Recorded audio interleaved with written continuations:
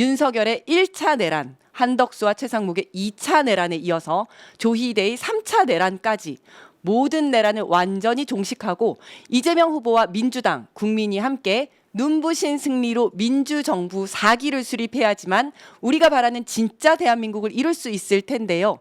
오늘은 서울시당 선대위에서 공동 총괄 선대위원장이자 한강벨트 특별본부장을 맡으신 전현희 더불어민주당 최고위원과 함께 왜 지금은 이재명인지 그 답을 찾아보겠습니다. 의원님 안녕하세요. 안녕하세요. 반갑습니다. 네, 일단 어제 재판이 연기가 돼서 너무 다행이에요. 어제 서울고법에서 이재명 후보의 첫 공판을 대선 이후인 6월 18일로 연기하겠다고 했는데요.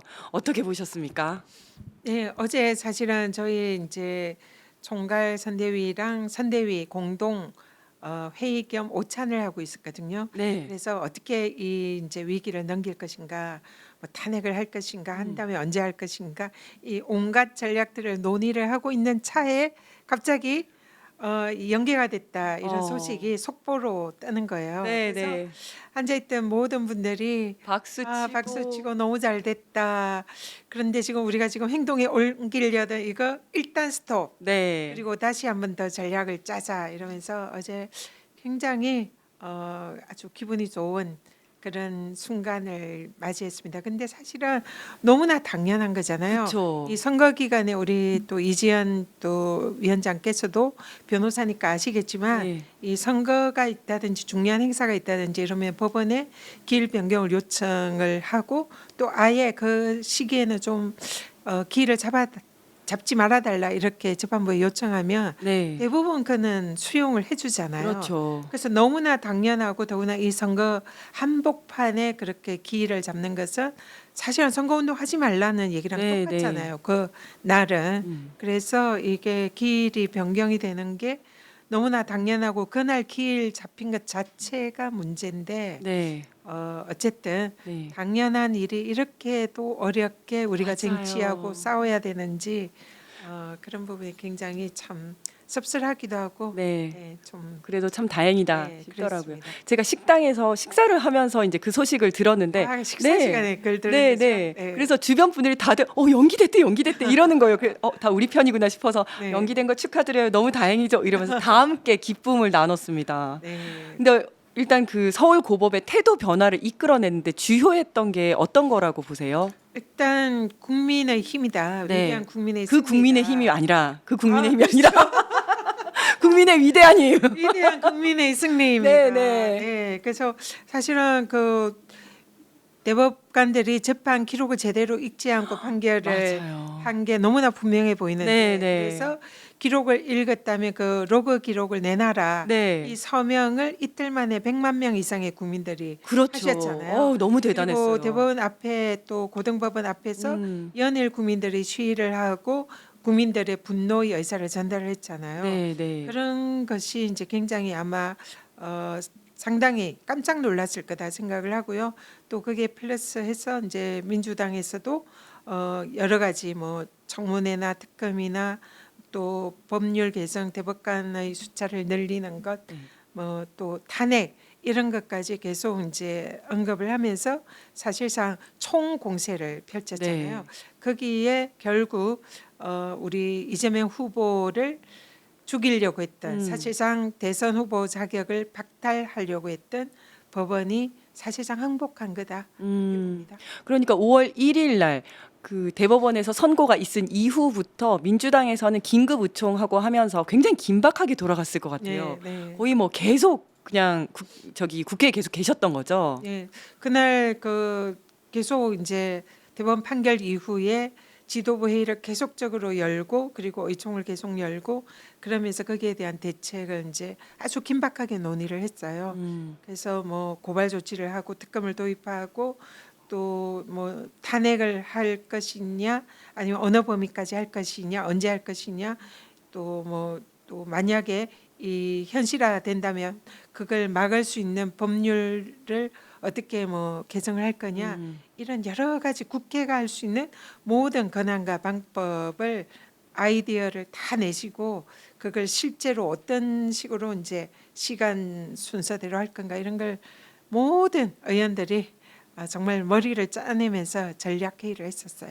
정말 22대 국회의원님들은 민주당 국회의원님들 진짜 열심히 일하시는 것 같아요. 그러니까 국회의원 몇 번 해보셨잖아요. 네. 그 전이랑 비해서 어떠세요?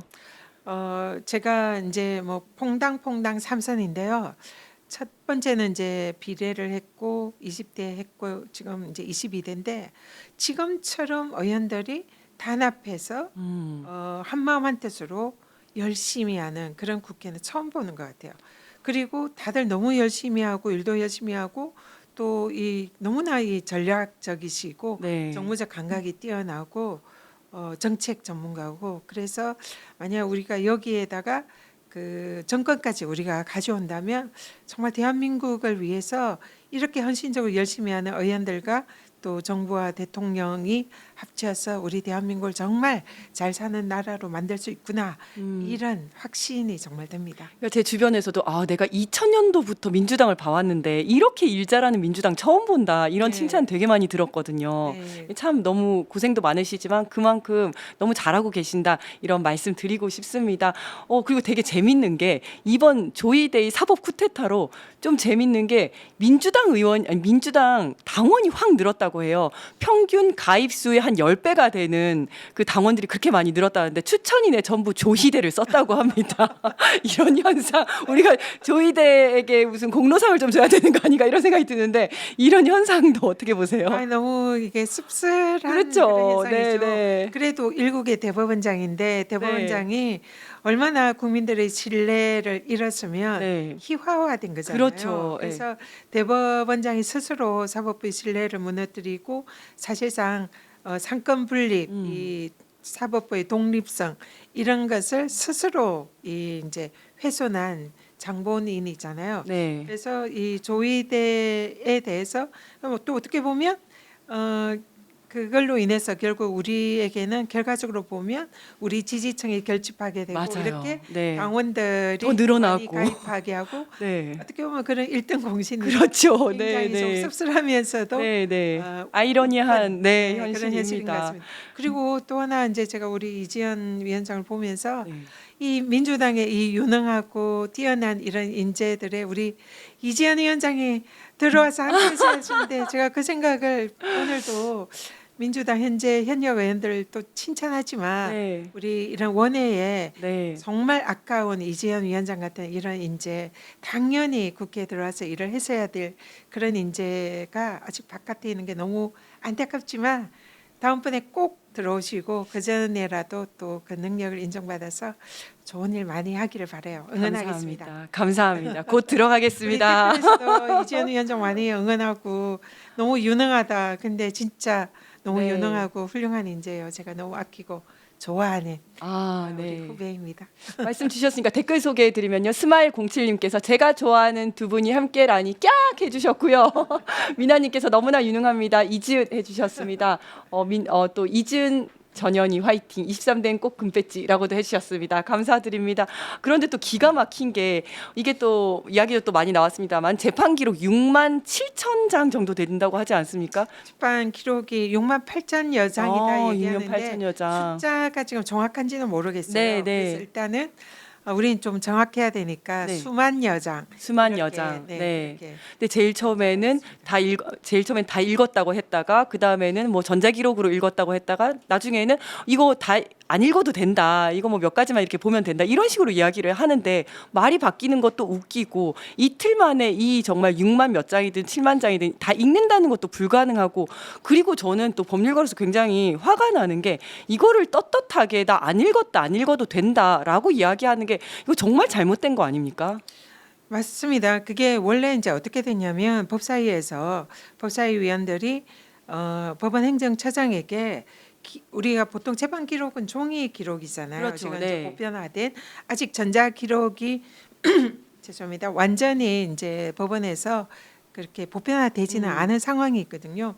그래서 법사위 의원들이 그 수만 장에 달하는 그 기록을 실제로 모든 대법관들이 다 복사를 해서 읽었냐 이렇게 물어봤어요. 네. 그리고 법원 행정처가 그런 실무적인 행정 업무를 하는 곳이니까 법관들에게 그 다 종이로 다 복사를 해줬냐 이렇게 하니까 사실 안 했을 거 아닙니까? 네, 네. 그러니까 행정처장이 좀 있다가 이제 다른 직원들의 쪽지를 받아서 아 사실은 이걸 종이가 아니라 전자문서로 스캔을 해서 법관들이 다 봤다 이런 식으로 답변을 한 거예요. 네. 그러니까 이제 조국 혁신당과 민주당 의원들이 그렇다면 그 본 기록을 내놔라. 네.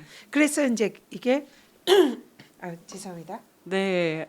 너무 열심히 또 일하시다 보니까 국민들 100만여 명이 이틀 만에 로그 기록 내놔라 이런 이제 서명을 서명을 했죠. 한 거예요. 네. 그러니까 지금 대법원이 이제 꼼짝없이 네. 기록을 읽지 않고 재판을 한 게 드러나게 됐잖아요. 그렇죠. 사실상 만 하루 만에 판결을 평의를 하고 네. 표결을 해서 결론을 낸 냈어요. 거죠. 네. 그리고 일주일 만에 판결 네, 선고를 선고를 했고요. 했고. 그러니까 이틀 동안 그러니까 만 하루 동안 그 판결 소송 기록을 읽는 건 불가능이잖아요. 불가능하죠. 그러니까 너무나 읽지 않은 게 명확하고 로그 기록 내놔라 이러니까 대법원이 궁여지책으로 대법원은 원래 소송 기록 다 읽는 데 아니야. 우리는 법률심이니까 그냥 필요한 것만 읽으면 돼. 이렇게 얘기하면서 사실상 기록을 읽지 않았다는 걸 네. 자백을 했죠. 네, 네. 네, 조금 저기 지금 화면에 보이는 게 저게 6만 페이지라고 하거든요. 그러니까 저걸 이틀 만에 읽는다는 거, 만 하루 만에 읽는다는 거 자체가 불가능하지 않습니까? 불가능하죠. 그러니까 네. 불가능하다는 게 자기들도 아니까. 네. 근데 날짜는 딱 만 하루 만에 다 읽고 표기를 해야 되잖아요. 네, 네. 현실적으로 맞지 않으니까 대법원으로서는 그런 얘기를 할 수밖에 없는 거죠. 우리 다 안 읽은 거 맞는데 원래 대법원은 기록 다 안 읽는데 아니야. 이런 얘기를 하는데 그게 새빨간 거짓말인 게 법사위에서 그 법원 행정처장이 이제 기록을 읽었는지 안 읽었는지 모르는 상황에서 대법관들은 당연히 기록을 다 읽는다. 이런 발언을 했었어요. 그때. 그러니까 기본적으로 법관이 기록을 읽지 않고 판결하는 게 있을 수가 없잖아요. 그럼요. 그래서 무조건 다 읽어야 됩니다. 근데 안 읽은 게 너무나 명확하니까 네. 읽지 않았다는 걸 어떻게 보면 자백을 한 거죠. 그렇죠. 그러면 기록을 읽지 않고 어떻게 재판을 합니까? 맞습니다. 기록이 제일 기본 아닙니까? 그거를 본 다음에 필요하면 뭐 법도 찾아보고 판례도 찾아보고 뭘 더 찾아보면 찾아볼지언정 가장 기본적으로 봐야 될 게 기록인데 저 기록조차 보지 않았고 그걸 보지 않았다는 것을 원래 안 봐도 된다. 이제 와서 이런 얘기를 한다는 게 저는 너무 뻔뻔하더라고요. 원래 안 봐야 되는 건 전혀 있을 수 전혀 없고요. 아니고. 기본적으로 판사들이 기본적인 업무가 기록 읽는 겁니다. 네. 지금은 종이 기록을 열심히 읽는 이게 판사들의 기본 업무예요. 그래서 그걸 안 읽었다는 건 말이 안 되고요. 네. 그런데 기록을 안 읽고 판결을 했다는 거는 다시 말하면 처음부터 우리는 유죄 판결할 거야라고 정해놓고 우리는 이재명을 죽일 거야. 이재명은 대선 후보 자격이 없어. 대선에 못 나가게 할 거야.